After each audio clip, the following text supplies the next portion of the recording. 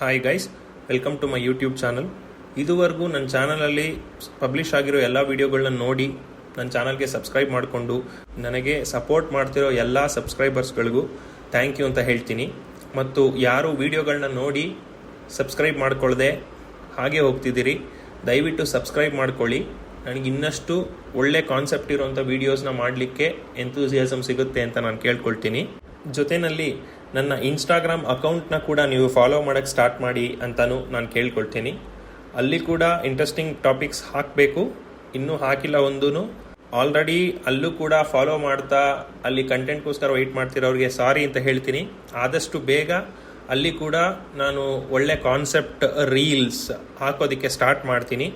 ಕಾರಣಾಂತರಗಳಿಂದ ನಾನು ಅಲ್ಲಿ ರೀಲ್ಸ್ನ ಮಾಡಿ ಹಾಕಲಿಕ್ಕೆ ಆಗ್ತಾ ಇಲ್ಲ, ದಯವಿಟ್ಟು ಕ್ಷಮಿಸಿ ಆ ವಿಚಾರವಾಗಿ. ಇನ್ನು ಇವತ್ತು ನಾನು ಮದುವೆ ವಿಚಾರವಾಗಿ ಒಂದು ರಾಶಿಯವರ ಎಕ್ಸ್ಪೆಕ್ಟೇಷನ್ ಏನಿರುತ್ತೆ, ನಾನು ಮದುವೆ ಆಗಬೇಕು ಅಂತ ಅಂದ್ಕೊಳ್ಳೋ ಹುಡುಗ ಅಥವಾ ಹುಡುಗಿ ಹೇಗಿರಬೇಕು ಅನ್ನೋ ಎಕ್ಸ್ಪೆಕ್ಟೇಷನ್ಸ್ ಏನಿರುತ್ತೆ ಅವರಿಗೆ, ಮತ್ತು 12 ರಾಶಿಗಳಲ್ಲಿ ಅವರ ರಾಶಿಗೆ ಮತ್ತು ಅವರ ನಕ್ಷತ್ರಕ್ಕೆ ಸೂಟ್ ಆಗುವಂಥ ಬೇರೆ ರಾಶಿಗಳು ಯಾವುದು, ಬೆಸ್ಟ್ ಕಾಂಪ್ಯಾಟಿಬಿಲಿಟಿ ಯಾವ ರಾಶಿ ಮತ್ತು ನಕ್ಷತ್ರಗಳ ಜೊತೆಯಲ್ಲಿದೆ ಅಂತ ನಾನು ತಿಳಿಸ್ಕೊಡ್ತೀನಿ. ಇನ್ನು ಕಟಕ ರಾಶಿಯವರು ಯಾವ ರಾಶಿಯವರನ್ನು ಮದುವೆಯಾಗಬಹುದು ಅಂತ ಈ ವಿಡಿಯೋದಲ್ಲಿ ನಾನು ತಿಳಿಸ್ಕೊಡ್ತೀನಿ. ಮೊದಲಿಗೆ ಕಟಕ ರಾಶಿಯ ಸಹಜ ಗುಣ ಸ್ವಭಾವಗಳ ವಿಡಿಯೋನ ನೋಡಿಕೊಂಡು ಆಮೇಲೆ ಈ ವಿಡಿಯೋ ನೋಡಿದ್ರೆ ತುಂಬ ಹೆಲ್ಪ್ಫುಲ್ ಆಗುತ್ತೆ. ಅಥವಾ ನೀವು ಆಲ್ರೆಡಿ ಆ ವಿಡಿಯೋನ ನೋಡಿದ್ದೀರಾ ಅಂದರೆ ಈ ವಿಡಿಯೋನ ಆರಾಮಾಗಿ ನೋಡಬಹುದು, ಸೊ ದಟ್ ನಿಮ್ಮ ಸೌಲ್ಮೇಟ್ ಅಥವಾ ನಿಮ್ಮ ಪಾರ್ಟ್ನರ್ ಬಗ್ಗೆ ಇನ್ಫಾರ್ಮೇಷನ್ ಸಿಗುತ್ತೆ. ಇನ್ನು ಸಹಜ ಗುಣ ಸ್ವಭಾವಗಳ ವಿಡಿಯೋ ಸಪರೇಟ್ ಇದ್ರೂ ಒಂದು ಬೇಸಿಕ್ ಫೀಚರ್ ಅಂತೂ ನಾನು ಕಟಕ ರಾಶಿ ಬಗ್ಗೆ ಹೇಳಲೇಬೇಕು. ಅದೇನು ಅಂತಂದರೆ ಎಮೋಷ್ನಲ್ ಪೀಪಲ್, ಒಂದು ತಾಯಿಯ ಗುಣ ಇರುವಂಥ ಪರ್ಸನ್ಸ್ ಆಗಿರ್ತಾರೆ ಕಟಕ ರಾಶಿಯವರು. ಎಲ್ಲರ ಬಗ್ಗೆಯೂ ಕೇರ್ ಮಾಡ್ತಾರೆ, ಅದರಿಂದ ಸ್ವಲ್ಪ ತೊಂದರೆಗಳಿಗೂ ಸಿಗಾಕ್ಕೊಳ್ತಾರೆ. ಅನವಶ್ಯಕವಾಗಿ ಕೇರ್ ಮಾಡಿ ಜನರನ್ನ ನಂಬಿ ಅದರಿಂದನೂ ತೊಂದರೆ ತಗೊಳ್ಳುವಂಥ ಚಾನ್ಸಸ್ ಜಾಸ್ತಿ ಹೆಚ್ಚು ಕಟಕ ರಾಶಿಯವರಿಗೆ. ಇನ್ನು ಇವರ ಸಂಗಾತಿಯ ವಿಚಾರಕ್ಕೆ ಬಂದರೆ ಇವರ 7ನೇ ಮನೆ ಬಂದು ಮಕರ ರಾಶಿಯಾಗಿರುತ್ತೆ. ಮಕರ ರಾಶಿಯ ಅಧಿಪತಿ ಬಂದು ಶನಿ. ಶನಿಯು ಚಂದ್ರನ ಪರಮಶತ್ರು. ಅಷ್ಟು ಒಳ್ಳೆ ಮ್ಯಾಚ್ ಆಗಲ್ಲ ಇವರಿಗೆ, ಶನಿಗೂ ಮತ್ತು ಚಂದ್ರನಿಗೂ. ಆದರೂ ಸಹ ಇವರ ಪಾರ್ಟ್ನರ್ ಮನೆ ಮಕರ ರಾಶಿಯಲ್ಲೇ ಬೀಳುತ್ತೆ. ಸೊ ಮಕರ ರಾಶಿ ಯಾವ ಥರ ರಾಶಿ ಅಂತಂದರೆ ಅದು ಭೂತತ್ವ ರಾಶಿ, ಸ್ಟೇಬಲ್ ಪಾರ್ಟ್ನರ್. ಇವರ ಎಕ್ಸ್ಪೆಕ್ಟೇಷನ್ ಹೇಗಿರುತ್ತೆ ಅಂದರೆ ಕಟಕ ರಾಶಿಯವರದು, ನನ್ನ ಪಾರ್ಟ್ನರ್ ಸ್ಟೇಬಲ್ ಆಗಿರಬೇಕು, ಲಾಯಲ್ ಆಗಿರಬೇಕು ಮತ್ತು ನನಗೆ ಎಮೋಷ್ನಲಿ ಕನೆಕ್ಟ್ ಆಗಬೇಕು ಅನ್ನೋ ಒಂದು ಎಕ್ಸ್ಪೆಕ್ಟೇಷನ್ ಇಟ್ಕೊಂಡಿರ್ತಾರೆ ಇವರು. ಇನ್ನು ಇವರು ಅಪಿಯರೆನ್ಸ್ ವೈಸ್ ಪಾರ್ಟ್ನರ್ನ ಯಾವ ರೀತಿ ಎಕ್ಸ್ಪೆಕ್ಟ್ ಮಾಡ್ತಾರೆ ಅಂತಂದರೆ ಒಂದು ಸೀರಿಯಸ್ ಪಾರ್ಟ್ನರ್ನ ಎಕ್ಸ್ಪೆಕ್ಟ್ ಮಾಡ್ತಾರೆ. ಸ್ಟೇಬಲ್ ಆ್ಯಂಡ್ ಸೀರಿಯಸ್, ಒಂದು ಫನ್ನಿ ಆಗಿರಬೇಕು, ಒಂದು ಹ್ಯೂಮರಸ್ ಎಕ್ಸ್ಪೆಕ್ಟ್ ಮಾಡ್ತಾರೆ. ಬಟ್ ಜೀವನ ಪೂರ್ತಿ ಹೆಂಗೆ ಇರಬೇಕು ಅಂತ ಎಕ್ಸ್ಪೆಕ್ಟ್ ಮಾಡಲ್ಲ. ಒಂಥರ ಸ್ಟ್ರಿಕ್ಟ್ ಪಾರ್ಟ್ನರ್ನೇ ಇವ್ರು ಎಕ್ಸ್ಪೆಕ್ಟ್ ಮಾಡ್ತಾರೆ, ಒಂದು ಅಥಾರಿಟೇಟಿವ್ ಫಿಗರ್ನ ಎಕ್ಸ್ಪೆಕ್ಟ್ ಮಾಡ್ತಾರೆ. ಇನ್ನು ಬಿಲ್ಡ್ ವೈಸು ಬಾಡಿನಲ್ಲಿ ಒಂದು ಫುಲ್ಲಿ ಮಸ್ಕ್ಯುಲಾರು ಅಲ್ಲ, ಫುಲ್ಲಿ ಲೀನು ಅಲ್ಲ, ಎಷ್ಟು ಅಂದರೆ ಅಥ್ಲೆಟಿಕ್ ಪರ್ಸನಾಲಿಟಿನ ಇವರು ಎಕ್ಸ್ಪೆಕ್ಟ್ ಮಾಡ್ತಾರೆ ಕಟಕ ರಾಶಿಯವರು. ಮತ್ತು ಇವ್ರ ಪಾರ್ಟ್ನರ್ಸ್ನ ತುಂಬ ಪ್ರೀತಿಸ್ತಾರೆ, ತುಂಬ ಎಮೋಷ್ನಲ್ ಅಟ್ಯಾಚ್ಮೆಂಟ್ ಇರುತ್ತೆ. ಕೆಲವು ಸಾರಿ ಅವ್ರ ಪಾರ್ಟ್ನರ್ಸ್ಗೆ ಇವರ ಈ ಬಿಹೇವಿಯರು ಒಂಥರ ಸ್ಟಿಕ್ಕಿ, ಚಿಪ್ಕು ಮತ್ತು ಒಂಥರ ಕ್ಲಿಂಗಿ ಅಂತಲೂ ಅನ್ನಿಸ್ಬೋದು. ಬೆಳಗ್ಗೆ ಕಾಫಿ ಆಯ್ತಾ ಅಂತ ಕೇಳ್ತಾರೆ, ಮಧ್ಯಾಹ್ನ ಊಟ ಆಯ್ತಾ ಅಂತ ಕೇಳ್ತಾರೆ, ಮತ್ತು ರಾತ್ರಿ ಮನೆಗೆ ಬಂದ್ರೂ ಅದಕ್ಕೆ ಬರೋದಕ್ಕೂ ಎಲ್ಲಿದ್ದೀರಾ ಏನು ಅಂತೆಲ್ಲ ವಿಚಾರಿಸ್ತಾ ಇರ್ತಾರೆ. ತುಂಬ ಕೇರಿಂಗ್ ಇರ್ತಾರೆ ಇವರು. ಅದು ಆಪೋಸಿಟ್ ಪಾರ್ಟ್ನರ್ ಯಾವ ರೀತಿ ಇರ್ತಾರೆ ಅನ್ನೋದ್ರ ಮೇಲೂ ಡಿಪೆಂಡ್ ಆಗುತ್ತೆ, ಅವರು ಯಾವ ರೀತಿ ಅದನ್ನು ಪರ್ಸೀವ್ ಮಾಡ್ಕೋತಾರೆ ಅಂತ. ಇನ್ನು ಇವರಿಗೆ ಯಾವ ರಾಶಿಯ ಜಾತಕಗಳು ಹೊಂದುತ್ತೆ ಅಂತ ನೋಡೋದಾದರೆ ಲಿಸ್ಟಲ್ಲಿ ಫಸ್ಟ್ ಇರೋವಂಥದ್ದು ವೃಶ್ಚಿಕ ರಾಶಿ.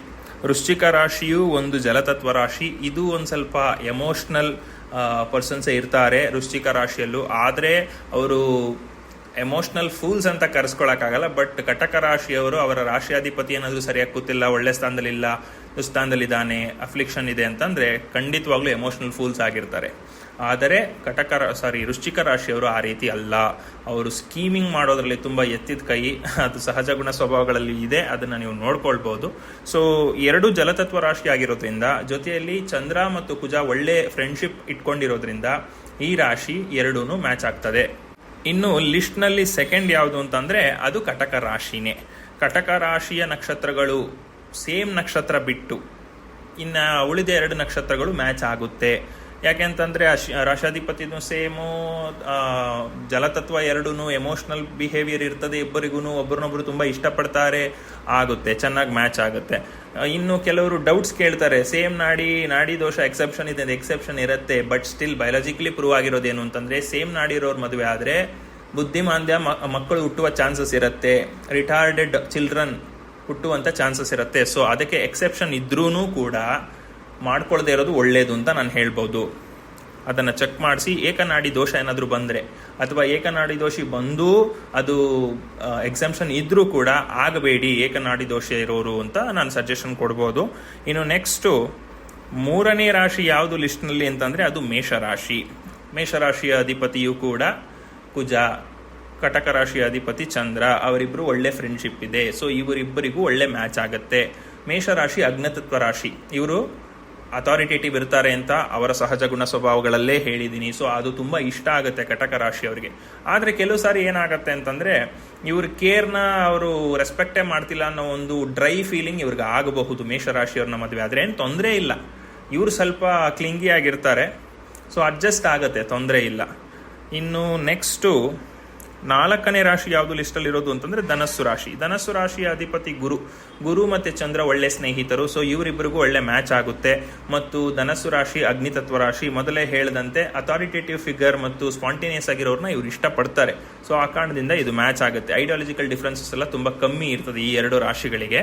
ಇನ್ನು ಲಾಸ್ಟ್ ರಾಶಿ ಯಾವುದಪ್ಪ ಲಿಸ್ಟಲ್ಲಿ ಅಂತ ಬರೋದಾದರೆ ಮೀನರಾಶಿ. ಮೀನರಾಶಿ ಕೂಡ ಒಂದು ಜಲತತ್ವ ರಾಶಿ. ಇದರ ಅಧಿಪತಿ ಕೂಡ ಗುರುವೇ ಆಗಿರ್ತಾನೆ. ಗುರು ಮತ್ತು ಚಂದ್ರ ಒಳ್ಳೆ ಸ್ನೇಹಿತರು. ಆ ಕಾರಣದಿಂದ ಇವೆರಡೂ ರಾಶಿಗಳಿಗೆ ತುಂಬ ಮ್ಯಾಚ್ ಆಗುತ್ತೆ. ಸೊ ಇದನ್ನು ನೀವು ನೋಡಬಹುದು. ಏಕನಾಡಿ ದೋಷ ಬಂದರೆ, ಹುಡುಗಿ ಏನಾದರೂ ರಾಕ್ಷಸಗಣ ಇದ್ದರೆ ಹುಡುಗ ಕೂಡ ರಾಕ್ಷಸಗಣ ಆಗಲೇಬೇಕು.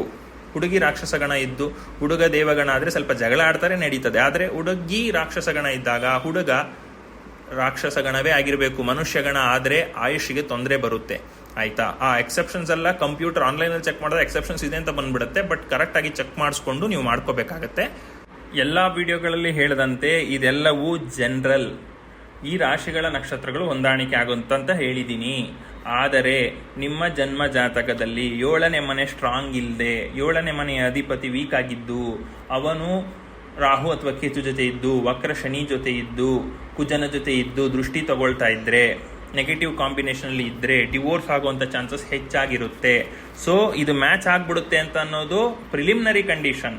36 ಪಾಯಿಂಟ್ಸಲ್ಲಿ 18 ಆ್ಯಂಡ್ ಅಬವ್ ಬಂದರೆ ನೀವು ಮದುವೆ ಮಾಡ್ಕೋಬಹುದು, ಎಲಿಜಿಬಿಲಿಟಿ ಇದೆ. ಆದರೆ ಜಾತಕ ಚೆಕ್ ಮಾಡಿಸಿ ಮದುವೆ ಮಾಡ್ಕೊಳ್ಳಿ. 33, 32 ಬರುವಂಥದ್ದು ಕೂಡ ಒಬ್ಬ ವ್ಯಕ್ತಿಗೆ ಯಾರಿಗಾದರೂ ಡಿವೋರ್ಸ್ ಆಗುವಂಥ ಯೋಗ ಇದ್ದರೆ ಖಂಡಿತವಾಗ್ಲೂ ಆ ಮ್ಯಾರೇಜ್ ಸಸ್ಟೈನ್ ಆಗೋದಿಲ್ಲ. ಆಮೇಲೆ ಮಾಡಿಕೊಂಡು ನಂತರ ಚೆಕ್ ಮಾಡಿಸ್ಕೊಂಡು ಈಗೇನು ಮಾಡೋದು ಅಂತ ಓಡಾಡಬೇಡಿ. ಕರೆಕ್ಟಾಗಿ ಚೆಕ್ ಮಾಡಿಸ್ಕೊಂಡು ಮ್ಯಾಚ್ ಆಗುತ್ತಾ ಅಂತ ಚೆಕ್ ಮಾಡಿ ಆ ನಂತರ ಮಾಡ್ಕೊಳ್ಳಿ, ಆಯಿತಾ? ಇನ್ನು ಈ ವಿಡಿಯೋ ಇಷ್ಟ ಆಗಿದ್ರೆ ದಯವಿಟ್ಟು ಲೈಕ್ ಮಾಡಿ, ಶೇರ್ ಮಾಡಿ, ಸಬ್ಸ್ಕ್ರೈಬ್ ಮಾಡ್ಕೊಳ್ಳಿ ನನ್ನ ಚಾನಲ್ಗೆ. ಮತ್ತು ನಿಮ್ಗೇನಾದರೂ ಡೌಟ್ಸ್ ಇದ್ದರೆ ಕಮೆಂಟ್ ಮಾಡಿ, ನಾನು ಅದಕ್ಕೆ ಕ್ಲಾರಿಟಿ ಕೊಡ್ತೀನಿ. But full detailed explanation 2 page 3 page ಅಲ್ಲೇ ಬರೆಯೋವಂಥ ಕ್ವೆಶನ್ಗಳು ಕೇಳಿದ್ರೆ ಅದು ಮಾಡಲಿಕ್ಕಾಗಲ್ಲ. ಆ ರೀತಿ ನಿಮ್ಗೇನಾರ ಕ್ವೆರೀಸ್ ಇದ್ದರೆ ಇಮೇಲ್ ಅಥವಾ ಫೋನ್ ಮೂಲಕ ಕಾಂಟ್ಯಾಕ್ಟ್ ಮಾಡ್ಬೋದು ನನ್ನ. ಓಕೆನಾ? Thank you very much.